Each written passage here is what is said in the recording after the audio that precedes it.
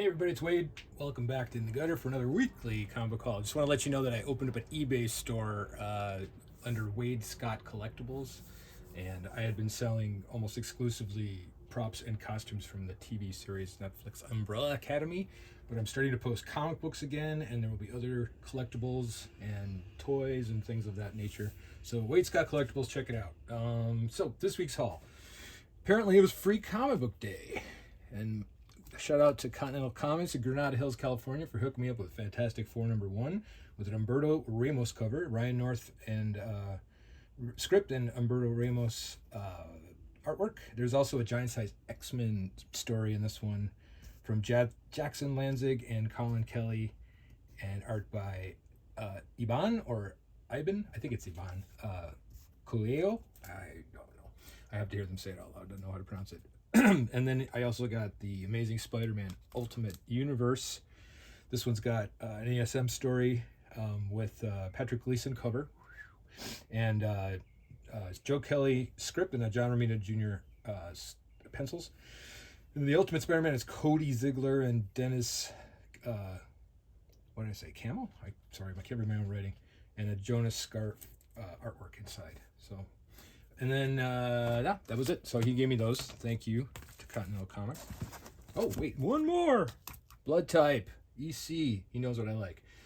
This one has I think it's Tyler Cook cover. And there's, again, 3 horror stories in here. It's almost like a full, typical EC comic, but just a little different cover stock.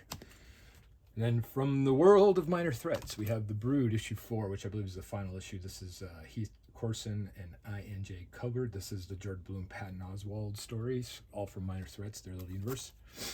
And then Charles Soule and Ryan Brown bring us Lucky Devils #3. And this one continues the story of these devils basically taking over the universe through social media. I don't know if I get it, but I'm also not a social media person. Moon Knight, Fist of Khonshu, #7. Oh, you've got to be kidding me. Hello, keep it, man. Lost my place. So this is Jed McKay and Dimencio Carbone artwork, and this cover is by David Paratore. Really cool. I kind of wish the interiors were all like that too, but it would take them forever to paint all that stuff. I get it. Spider-Boy, #18, Dan Slott and Paco Medina artwork with a Paco Medina cover. Sorry, just flipping my notes. West Coast Avengers #6 with a Gary Dugan script and Tom Lima artwork. It's kind of, again, I think this is a throwback to the time when the West Coast Avengers, well, I guess not, because Cap's in there. I'm also confused by this too, because I thought it was a different timeline. From Ghost Machine, the Family Odysseys line, Hornsby and Halo #5 by Peter J. Tomasi and Peter Snyberg. I'm just going to say that it's, how would you pronounce SENJB? Snidja? Jerg. Batgirl, #6, the A cover. Batgirl and her mom fighting it out. This is David Talaski cover with Tate Bromble scripts and Takashi Miyazawa artwork. And then I got the In-Hook Lee cardstock variant cover. Let's see what's going on in this episode. A little mother-daughter drama. This was a cool story with the Swamp Witch. Poison Ivy 32. This is G. Willow Wilson script, Brian Level artwork, and this cover is Jessica Fong. This one I'm digging. If you're a Swamp Thing fan, if you like the horror stuff, this Poison Ivy series is really cool. All right, this one, didn't remember ordering, but I'm glad I did. So this is Charles Schule and Steve McNiven's Daredevil, Cold Day in Hell. And it is, in my opinion, entirely influenced by The Dark Knight Returns. It looks a little bit like it. It's obviously a later timeline. The concepts of the characters are different, and it was really good. And it's only 3 issues, so buy one for you and buy one for a friend and share. All right, now we get into the not Free Comic Book Day EC book this week. Cruel Kingdom #4. This one, let's see, what do I have? The Adam Polina cover. Again, I think I've been ordering the A covers. He's credited with the A cover, but there's a lot of covers.